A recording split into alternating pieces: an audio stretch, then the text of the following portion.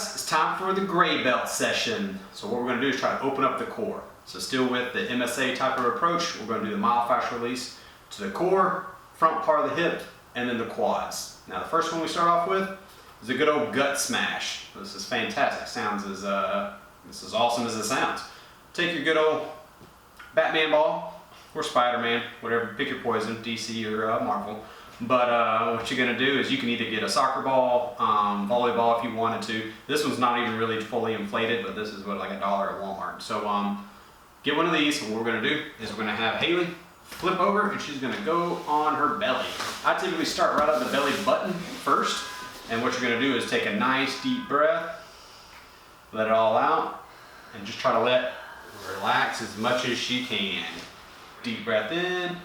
I typically do 3 nice deep breaths because the more you contract your core, the more it pushes the ball away from the hip flexors and the iliopsoas area that we're trying to work on.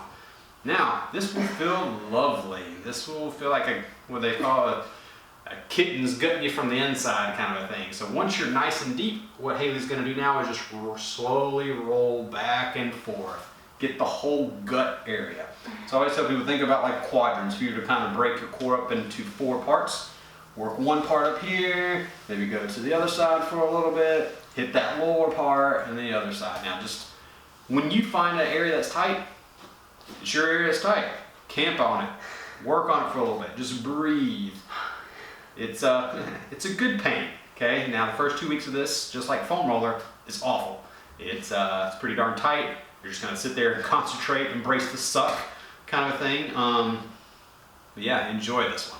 Okay, so the next one in the mobility or the myofascial release part is you take that trusty ball and you're gonna stick it right there on the front part of your hip. Okay, so Haley's gonna work her right side. Now, she's gonna kind of feel where it's at. Just kind of camp on it. You don't have to breathe. You don't really have to roll with this one. But if you're kind of curious to where it's at, right when you bend the leg, you follow it right where it turns into your pelvis, where it attaches right here. That's where you're gonna put that ball. You're just gonna sit right there. You can kind of roll around just in that area.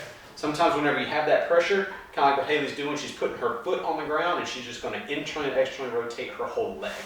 Yep, so bring the leg that way, perfect, and go the other way. This one feels lovely. You're just kind of sitting there digging onto that front anterior capsule. Now, a lot of times people will get impingements through here as we sit all day. So this is a fantastic one to kind of help open up, especially if you're pinching at the bottom part of the squat, this front hip. Last one for the myofascial release. We're just going to kind of continue to that whole front half. Time to get the thigh muscle, your quad. So Haley's going to lay down on her thigh.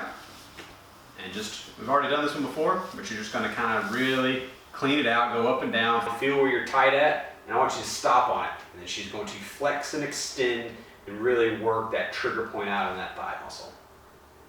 So this one's not rocket science, but it just gets really tight, especially if you have knee pain, hip pain, or back pain. All right, enjoy this one. All right, the next part is the S, stretching. So what we're going to do is we're going to attach a band, honestly a pretty thick band if you can, to something that's not going to move. So if you have one of those door attachments that comes a lot with these the pull-up bands, so you shut the door behind it, make sure it's either deadbolt or you're opening the door from the other side, so it's not opening up to you and slapping you in the rib cage or something like that. So the first one you do is you put your leg in the band and you actually have it right underneath your butt cheek area. Okay, so what you do is you go to the ground, that knee to the ground that you have the leg in, and then you let it pull you forward. Now remember, the hip flexor's job is to cause hip flexion, so we want to extend the hip. Its secondary job is lumbar spine extension, so we want to flex the lumbar spine. So do like a little mini crunch, keep your core tight, and then let it nice and tall, and then let it pull you forward a little bit. I always tell once you get to the end, squeeze that same side butt cheek if you can, and what it does is it pushes that hip forward. Now to kind of accentuate this, what you can do is bring this arm up over your head, reach nice and tall, and then you can lean away, and what it does is it kind of gets that whole fascial area, the connective tissue in that whole front leg and the side. Now you can, this is an extra bonus, rotate this way, good, take that top hand, go to the knee. If you're mean, you can grab this foot, and there you're doing that pretzel stretch, that kind of turning, twisting move, but try not to arch here. I want you to really flex there and then squeeze that glute on this side, and it should really feel a stretch all the way across from one shoulder or one hip to the opposite shoulder. And you're going to take this other leg and swing it back behind you. We're going to go into a pigeon stretch, but with a band assist. So what we're doing is causing external rotation at the hip. So with this one, you'll feel it a lot. You will. Just try to slowly sink down into it. You can even work down to the elbows. Breathe into it. And then if you can, you're going to slowly see if you can bring that shin up. And then try to bring this hip down if you can. All right. This is why we always kind of foam roll the hips a little bit before we do this one, because it's tight. Now, to accentuate the opposite arm, opposite leg type of fascial patterns that you have, so she is pretty much doing a front stretch on this hip here on the opposite leg, so we want to bring the other arm away. So what Haley's going to do is with her right arm, reach to the ceiling and kind of move that thoracic spine. You can be mean again and grab that leg, okay? The next one is more of an internal rotation of the hip. So she's going to stay where she's at, but go into all fours. Good. Now, you want a really good pull on this one.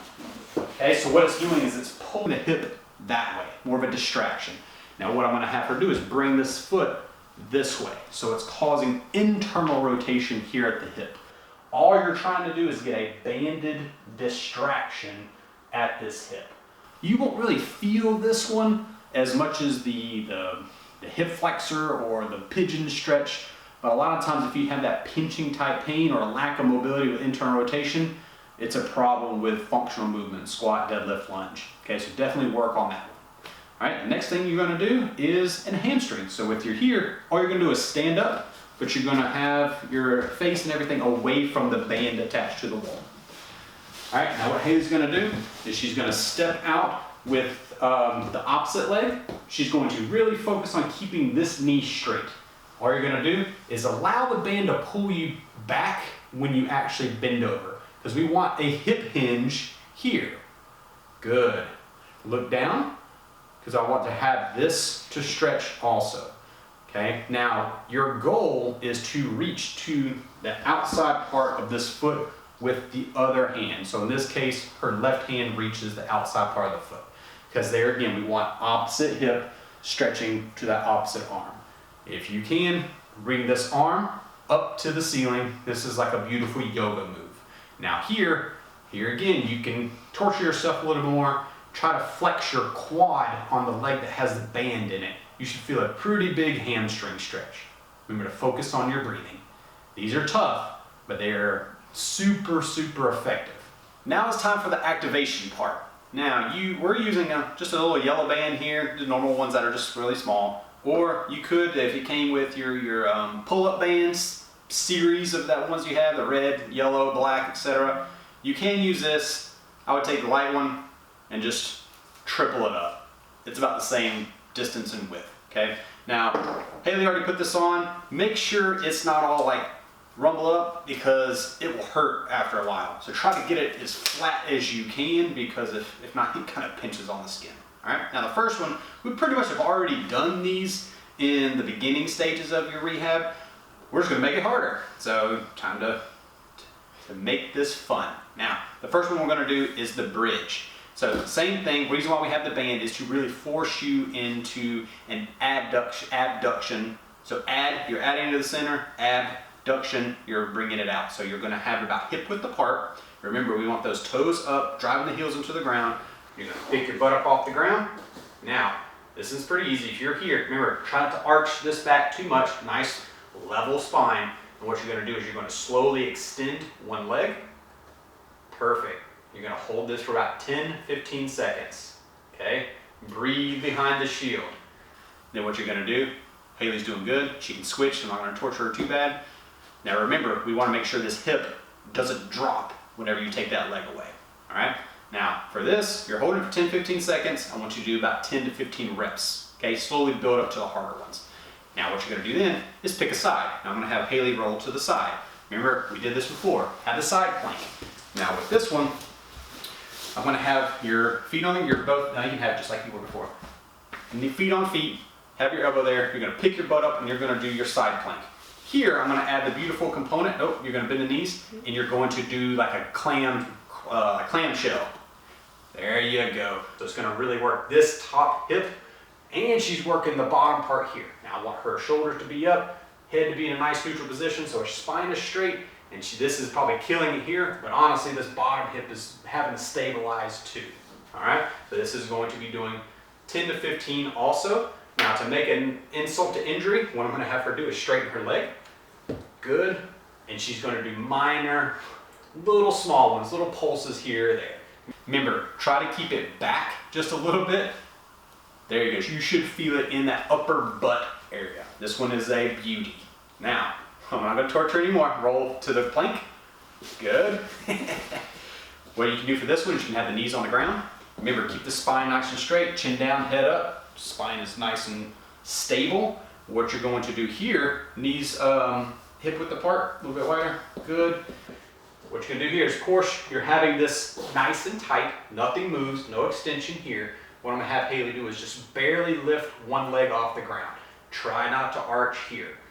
Hold that for a good 10, 15 seconds, then switch. Good. So the main tendency to do whenever you raise this leg up higher is you arch here.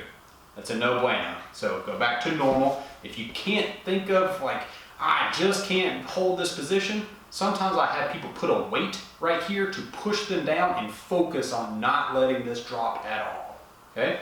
Then of course, you would roll to the other side and do the other side plank. Last but not least, we're going to try to help balance out the pelvis, do that hollow body position, but we're going to still kind of work the hip flexor. Sometimes stretching it is almost too much. We also need to strengthen it to give it some stability. So one thing, whenever you're running, walking, one side of the pelvis is pushing while the other one is flexing. So we still need to train that position without any spinal movement. So what we're gonna have Haley do is kind of engage that lower abs here, kind of keep that spine nice and stable so we're not arching the back. And what we're gonna have her do is bring both knees up. She moved the band to her feet. She's going to slowly extend one. So she has hip flexion here and hip extension on the other side. Slowly switch. Good. Without arching the back. Now Haley, I want you to go down to the switch sides and then arch the back. That's a no-go. Okay, if this is not hard, that's a problem. Think of this rib and this part of the pelvis is nice and tight, okay?